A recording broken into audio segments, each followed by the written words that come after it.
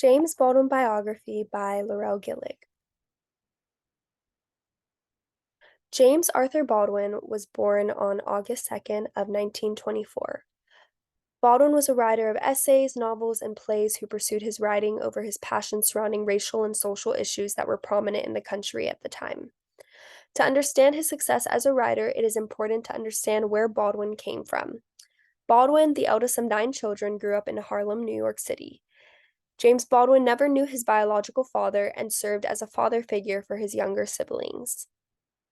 Baldwin's stepfather, James Baldwin, was a Baptist preacher, therefore, he grew up in a strict religious household that put a lot of pressure on him at a young age, particularly because his father was a preacher in their community.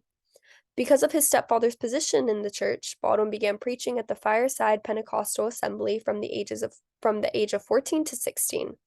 This was also around the time that Baldwin developed a passion for reading and writing, as a lot of Baldwin's time was spent in the library.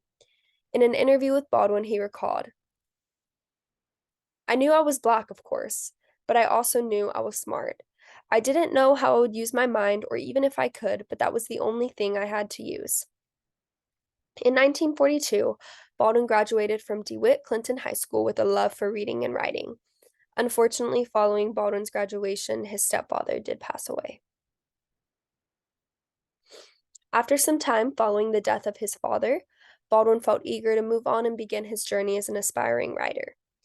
At the age of 18 years old, he took a job in New Jersey, working for a railroad company in order to help support his mom, brothers, and sisters. Shortly after working for the railroad company, Baldwin moved to Greenwich Valley to work as a freelance writer. Although Baldwin had not yet completed a novel, he did catch the eye of Richard Wright, who was a very well-known novelist. Wright became a mentor for Baldwin and even helped him secure a grant that would support Baldwin financially while he wrote his first novel. Wright and Baldwin developed a great friendship. They both appreciated the intellectual conversations and ideas that they shared with one another. At the age of 24, Baldwin left Greenwich Valley and moved to Paris, hoping to find inspiration to write about his country after having some distance. After pursuing more freelance writing, Baldwin left for a small village in Switzerland where he published his first novel, Go Tell It on a Mountain, in 1953, which was an autobiographical piece about growing up in Harlem. The novel revolves around a character named John, which serves almost as a parallel to Baldwin's life because there are many similarities that John and James share in the novel and both in James Baldwin's real life. Following the recognition of Go Tell It on a Mountain, Baldwin moved once again. He left Paris and moved to New York, where he then left again to go to Istanbul. During this time, he wrote more popular works that we know from him, such as Giovanni's Room, Notes of a Native Son, and Another Country. The novels that he wrote around this time period were very taboo as they dealt with topics such as homosexuality, which made him receive both enormous amounts of praise as well as backlash. When asked in an interview if people advised him not to write the book, Baldwin responded, "I didn't ask anybody. When I turned the book in, I was told I shouldn't have written it. I was told to bear in mind that I was a young writer with a certain audience and I wasn't supposed to alienate that audience. And if I published the book, it would wreck my career. They wouldn't publish the book, they said, as a favor to me.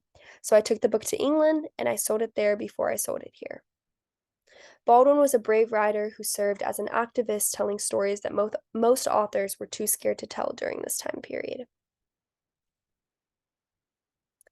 And this is a clip of James Baldwin talking about um, love and sexuality specifically in the book of Giovanni's Room. One has a right to try to tell another human being who he or she can or should love. But when you wrote Giovanni's Room a long time ago, that was quite a brave book to bring out, wasn't it? It was about love, but it was about homosexual love, but it was about love. But you deliberately put in homosexual love, presumably. Well, the boy is in the middle, but it's not so much about homosexuality at all. It's about what happens to you if you can't love anybody. It doesn't make any difference whether you can't love a woman or can't love a man. You can't love anybody, you're dangerous. Because you have no way of learning humility. No way of learning that other people suffer. No way of learning how to use your suffering and theirs to get from one place to another. In short, you feel a human responsibility, which is to love each other. What is a right? In the early 1960s, Baldwin began to play an active role in social issues and worked hard to bring light to the issues surrounding racial struggles of Black people at the time. James Baldwin became a powerful voice in the civil rights movement, and his writings at the time reflected the times and struggle of African Americans. When Baldwin's friends, Reverend Martin Luther King Jr. and Medgar Evers, were assassinated, Baldwin returned to France, where he wrote If Beale Street Could Talk. He spent his remaining years writing, advocating, and teaching the youth.